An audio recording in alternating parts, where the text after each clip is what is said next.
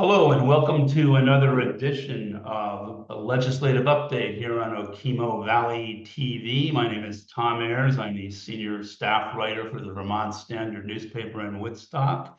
And as always, my guest today is Charlie Kimbell, state representative from Woodstock, representing Woodstock, Plymouth, and Reading. Good to see you, Charlie. How are you? Good morning, Tom. Great. Hey, thanks. Good to see you again. Good to see you as well. Well, education has been a hot button topic for the last several weeks here on Legislative Update, and here we are again. There emerged from the House on Friday H 454, an act relating to transforming Vermont's education governance, quality, and finance systems. So this has been brought forward by the House Education Committee. Is that correct? That's right. It got voted out of their committee on Friday, and now it goes to the money committees to attach the support that it needs in order to have life beyond. And if it emerges from the House, it goes over to the Senate, where the Senate is taking it up. So it's got that special exception from our normal crossover deadline because this is a major initiative, but that the governor has been behind and that the legislature is behind. So this it took a while, like 3 months, for the House Committee on Education to move this out of its committee because it's so detailed. There's so many different aspects of it, but looking forward to having it come over to the money committees, and then we get to have our swing at it. Okay. And how does what the House Education Committee has put forward relate to what Governor Scott has been calling for? Is there a fair amount of harmony between the proposals, or is there some work cut out for the House in terms of reconciling with the governor's wishes? You know, they're quite different. So the governor said, I'd like to have 5 school districts for the entire state, and came up with what those school districts are. Most of those have 10,000 students in them, and one has 34,000 students. And the House came back and said, you know, I don't think there's any magic or rhythm to 5, so let's figure out how we're going to draw new school district boundaries. You know, 119 is too many, 5 is too few, so how are we going to decide on that? So the House came up with a process to determine how many school districts we could have and involved some retired superintendents, created a panel of 5 superintendents and business managers to recommend to the legislature how those school districts in the state should be configured, along geographic lines, programmatic needs, historical development, and then with idea that 4,000 students in each school district was the real targeted amount, because that's what research has shown as being an effective number of students for good outcomes. And then to make at least 3 different recommendations to the legislature in December or at least the fall of 2025, so we can act on that in 2026. That's one point of difference. That means we can end up with 20 school districts. I don't think we'll end up with that many for the whole state, and versus what the governor had is 5. And then timing is an issue. I mean, the governor wanted this to be in place, for I don't want to belittle it or demean it or not give it the weight it's due quickly. He wanted it quickly. I was going to say yesterday, but the reality is putting something like this together takes a lot of defining the governing boards of new school districts. They have to come up with school budgets. You have to elect new members. And these are big political subdivisions. Absolutely. And so it takes a lot. You have to get the Secretary of State involved and have do everything with elections that way. I mean, is the thinking that each town, will there be proportional representation potentially on these district bodies, or how is that going to work? I mean, well, that was one of the questions. Are members elected at large within the school district, so it's not reflective of the town? But I think the leaning right now is to create wards inside of each district, and so that someone would be elected from a specific geographic area that's a subset of that school district. So you'd have a ward, somebody would be elected from that. So drawing the wards within a school district is another thing that you have to do to make its sure it's, proportionally representative. So there's a lot here. And how does the relative size of, I mean, you mentioned earlier that, one of the districts proposed by the governor had 34,000 students in it. I'm presuming that's probably Burlington, Essex, Winooski, Right. South Burlington. But how important is it to have relatively similar sized districts in terms of student population? Is that a part of the mix as well? I don't know if it has to be, this all the same size, because it's not going to be realistic to have a school district in the Northeast Kingdom to be the same size as a school district in Burlington, downtown Burlington, because it's just geographically so much more sparse up in the Northeast Sure, Kingdom. absolutely, yeah. And then you talk about just school size. So this establishes a school size of 450 students. It should be a minimum school size for 6th through 12th grade or any subdivision. So you could have middle school or high school. And then establishes class sizes. So for kindergarten, for instance, the idea is to have a minimum class size of 12, for grades 1 through 4 of 15 students, and grades 5 through 12 of 18 students, except for where there's special education areas like an AP class, or it could be a career and technical education program, that kind of stuff. But so it's right. coming up with those class size minimums is going to drive some kind of school consolidation, because some schools right now aren't going to be able to meet that. So that's another whole aspect of this. Then rather than try to shove these school consolidations down people's throat, let's really have a more thoughtful, deliberative approach to figure out what that school delivery system looked like. So that's the other part of the House proposal.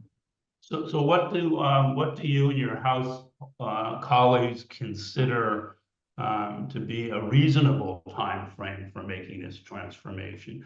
The governor is pushing to have it as quickly as possible, but it is very complex. Is there a particular timeline built into the legislation? Yeah, well, they all are kind of, they feed on one another. I mean, you have to come up with what the school districts look like, what schools are in it, to then figure out how you're going to assign students to those different schools within the district, come up with a budget for each of those school districts. We've been talking about the foundation formula. That's what the Ways and Means Committee is going to add to the proposal coming out of the House Education Committee. Because how are you going to fund those students at those different school districts? So that has to follow the creation of the districts, election of the board members, the money comes in. So all that is kind of like one begets the other. So that's if we're really aggressive about this, and I think we need to be in order to meet what the governor wants, then you're going to have new school districts that are defined sometime in early 2026. Maybe you can have the elections in November of 2026 for new school board members. Maybe you can have the school budgets in place for those new districts in July 1st of 2027, which is the fiscal year for the schools, the 2028 fiscal year. So that's when the foundation formula kicks in too. So there's just so much that has to happen before then. Wow. So already we're talking about 2028, and here we are in 2025. So I know it's very complex. We've talked about the foundation formula before. What might your average property taxpayer expect from this whole process in terms of, I mean, people have been wringing their hands and raising their voices for years now about property taxes, especially education-related property taxes, driving them out of Vermont, and they can't afford to live here anymore. How will all these machinations around funding really address that?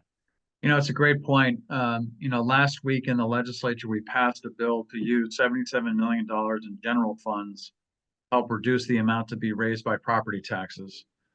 So that's reducing what was projected to be a 5.9% increase in property taxes down to 1.1% increase. So that's significant.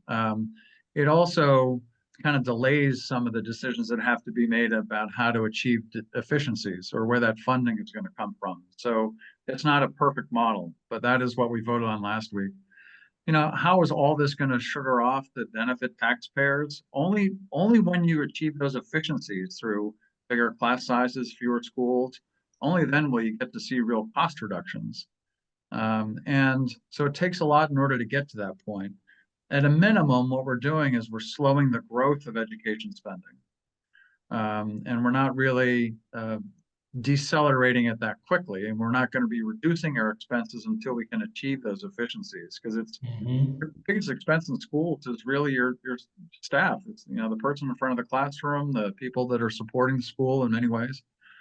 So, and then you got healthcare is one of the major expenses. It's 15%, I think, of school budgets. And so that's big. And trying to get control of that is a challenge, I think, for anybody anywhere, but especially in Vermont. So we're trying to address that. Yeah. Until you do that, how much can you really save money?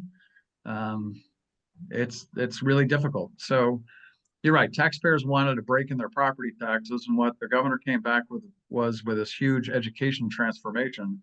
He's not wrong that we really need to make these changes, but we're not going to be able to save that much money right away. Yeah, exactly.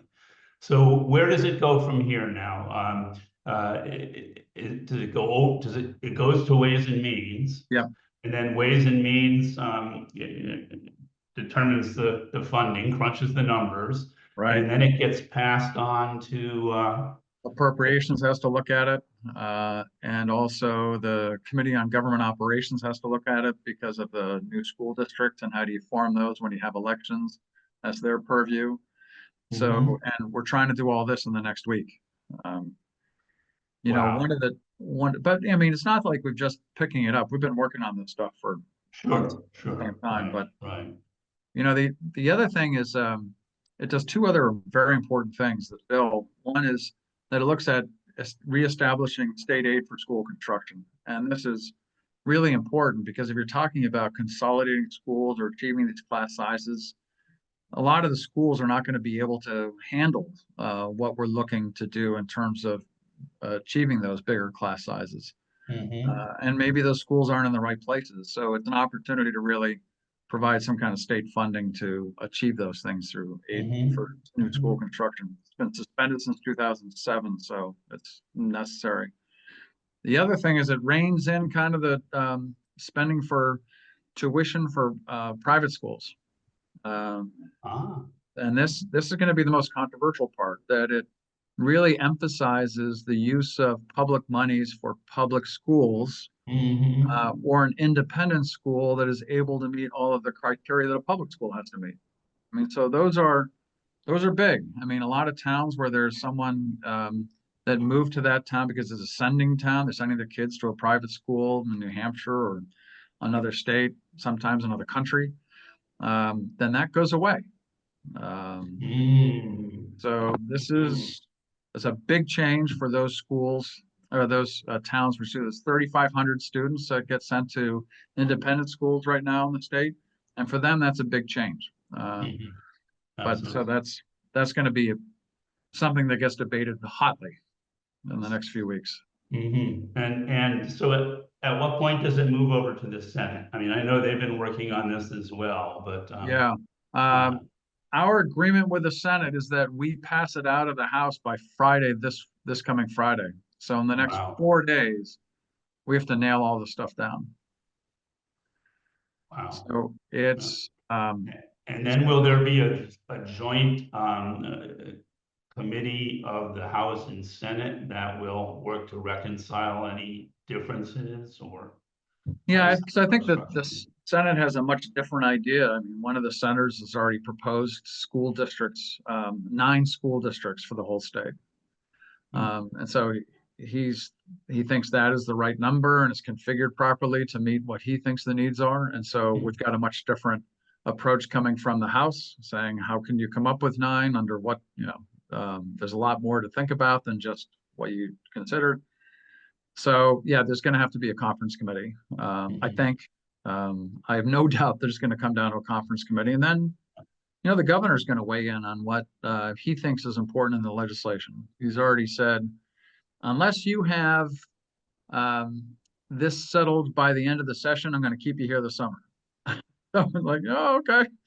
Um, and we really do want to get this accomplished. It's just a lot of work in order to get there. Hopefully we can get that done in the next few weeks. Sure, sure, absolutely. Well, we will be staying on top of it with you. School days will continue to be Yeah. focus of discussion here on legislative update in the coming weeks, and we'll see if you meet the governor's deadline, or whether you're going to be putting in some overtime in May and Yeah. June. Yeah, wish us luck. I mean, this part-time legislature has a lot of other things to do in real life. Absolutely, absolutely. Hopefully we'll be able to. Well, Charlie, as always, it's been a pleasure speaking with you. We'll look forward to catching up again next Monday.